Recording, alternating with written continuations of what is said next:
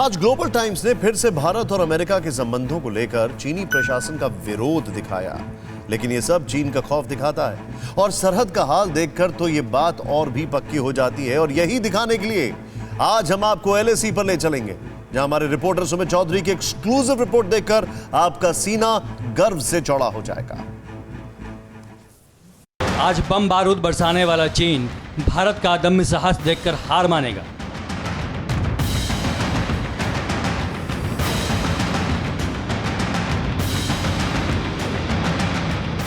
मिसाइलों से खेलने वाला ड्रैगन हिंद के हिमवीरों के सामने सरेंडर कर देगा।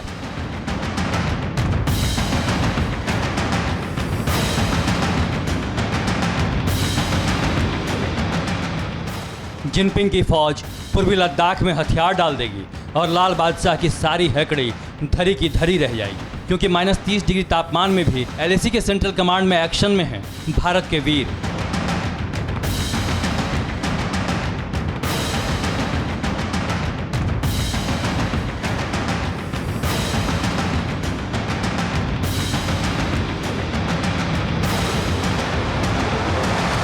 क्योंकि फॉरवर्ड पोस्ट पर चीनी सेना को ललकार रहे हैं हिंदुस्तानी हिमवीर, और भारतीय जवानों के इसी फौलादी हौसले को टीवी 9 भारतवर्ष ने कैमरे में कैद किया है।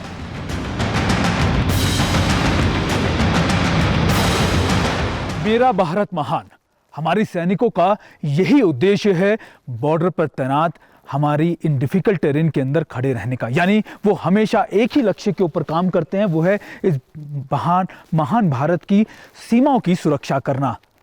टीवी 9 भारतवर्ष की टीम आज एलएसी पर पहुंच चुकी है और आज हम आपको ग्राउंड रिपोर्ट बता रहे हैं कि कैसा है हमारे एलएसी पर हमारी सुरक्षा की बंदोबस्त, कैसी है हमारी तैयारी, खास तौर पर यह भी कि हम कितने ज़्यादा सक्षम हैं। हमने आपको दिखाया कि कैसी तैयारियों का जायजा या फिर इंफ्रास्ट्रक्चर कैसी चीज़ें हैं, लेकिन आज हम सीधे अपने जवानों से मिलेंगे, उनसे जानेंगे एलएसी की इन तैयारियों के बारे में और ये भी बताएंगे कि आखिरकार हमारी क्षमताएं पिछले कई दशकों में, कई सालों में कितनी गुना बढ़ गई है और हमारे जवान किसी भी चुनौती का सामना करने के लिए कितने ज़्यादा तैयार हैं। पिछले 9 महीने से भारत और चीन की सेना जिन इलाकों में आमने सामने है, जहां जंग जैसे हालात हैं, वो सिर्फ पूर्वी लद्दाख ही नहीं, लाइन ऑफ एक्चुअल कंट्रोल के सेंट्रल कमांड यानी उत्तराखंड और हिमाचल में भी हालात गंभीर हैं। हम उन इलाकों में मौजूद हैं सेंट्रल थिएटर के या सेंट्रल कमांड के, जो एलएसी कहा जाता है। अगर उन पहाड़ियों पर आप देखें, दरअसल ये करीबन 20-20 हज़ार फीट की ऊंचाई पर है और मैं आपको इसलिए बता रहा हूं क्योंकि कई बार जब भी स्टैंड ऑफ शुरू होता है तो लगातार पूरे एलएसी को चीन की तरफ से एक्टिव कर दिया जाता है। अभी भी जब स्टैंड ऑफ ईस्टर्न लद्दाख के इलाकों में है, तब भी ना सिर्फ सेंट्रल कमांड के अंदर बल्कि हमारे जो ईस्टर्न एरियाज़ हैं, चाहे नॉर्थ ईस्ट के एरियाज़ हों या उत्तराखंड के सेंट्रल पार्ट हो या हिमाचल का, इन तरफ इसी तरीके की कोशिश की जाती है। डोकलम के समय भी बाराहूटी या फिर इन इलाकों के अंदर खास तौर पर चीन की तरफ से लगातार एयर वायलेशंस किए गए। ये वही इलाके हैं जहां पर लगातार एयर वायलेशन किए जाते हैं, लेकिन हमारी सेनाएं इन इलाकों को पूरी तरीके से डोमिनेट करने में सक्षम है। यहाँ हड्डी गलाने वाली ठंड में भी जवानों की सरगर्मी, ये एलएसी का वो इलाका है जो बेहद संवेदनशील और चुनौतियों से भरा है। यहाँ भारत और चीन के कब्जे वाले तिब्बत से लेकर नेपाल तक का ट्राई जंक्शन है, यानी लिपुलेख भी है। टीवी 9 भारतवर्ष की टीम यहाँ एलएसी के करीब उस जगह भी पहुंची जहां हर पल मौत सिर पर मंडराती है।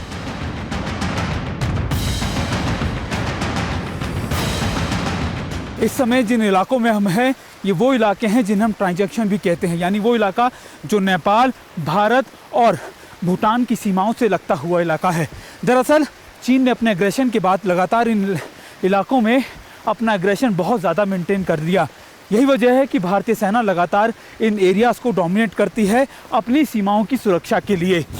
एलएसी जो है उत्तराखंड में करीबन 350 किलोमीटर की है और इन 350 किलोमीटर में बहुत डिफ़िकल्ट टेरेन भी है, जिनको मॉनिटर करना या डोमिनेट करना बहुत ज़्यादा ज़रूरी है।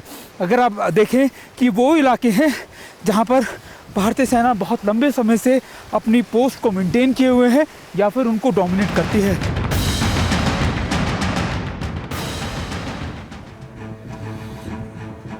आगे लाइन ऑफ एक्चुअल कंट्रोल पर हमारे जवानों की जाबाजी देखकर आपको यकीन हो जाएगा कि ड्रैगन लाख साजिशें कर लें, हिंदुस्तान के हिमवीर उसे हर हाल में शिकस्त दे सकते हैं, अपने फौलादी इरादों से चकनाचूर कर सकते हैं।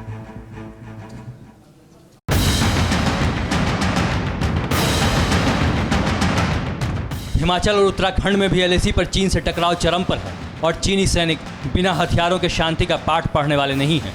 लिहाजा हमारे जवान पहाड़ों पर भी 24 घंटे पेट्रोलिंग कर रहे हैं। जिनके पास सर्दियों के गियर भी हैं और हाथों में हथियार भी, पीठ पर गोला बारूद भी है और रशद भी। जंग का ये सामान जवान न सिर्फ अपने पास साथ लेकर चलते हैं बल्कि पूरे इलाके में ज़मीन के नीचे छिपाकर भी रखते हैं, ताकि जंग के हालात में ये तैयारी भी जंग जैसी हो। न हथियार की कमी रहे, न रशद की।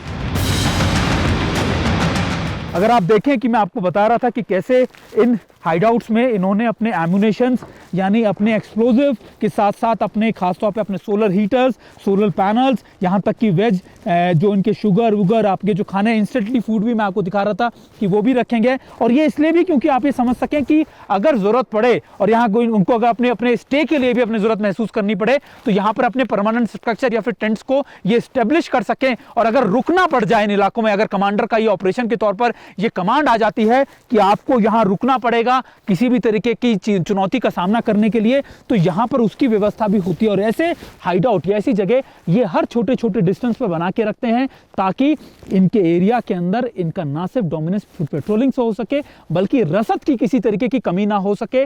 और हमारी सेनाएं इन एरियाज के अंदर पेट्रोलिंग लगातार करती रहती है, यानी 12 महीने 2400 घंटे ये पेट्रोलिंग चलती है, चाहे वो दिन हो चाहे वो रात हो। मतलब साफ है, भारत की सेना सरहद पर भीषण युद्ध के लिए पूरी तरह तैयार है। माना जा रहा है कि भारत और चीन के बीच अगर जंग छिड़ी तो एलएसी के इन इलाकों में 12 महीने तक का लगातार जंग लड़ने का पूरा साजो सामान मौजूद है।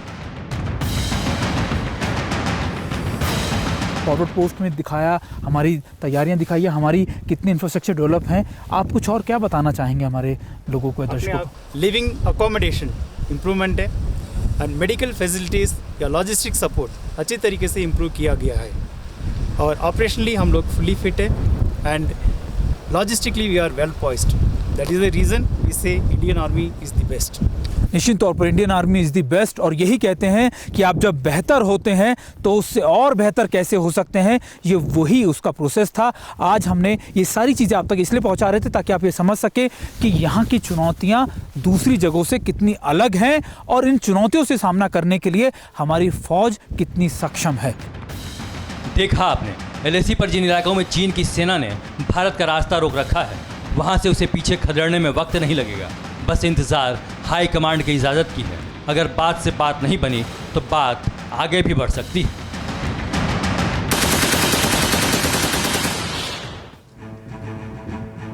निसंदेह Indian army is the best. और क्या शानदार रिपोर्टिंग की सुना। न्यूज़ टॉप 9 रोज सुबह 7 बजे और शाम 7 बजे सिर्फ TV9 भारतवर्ष पर।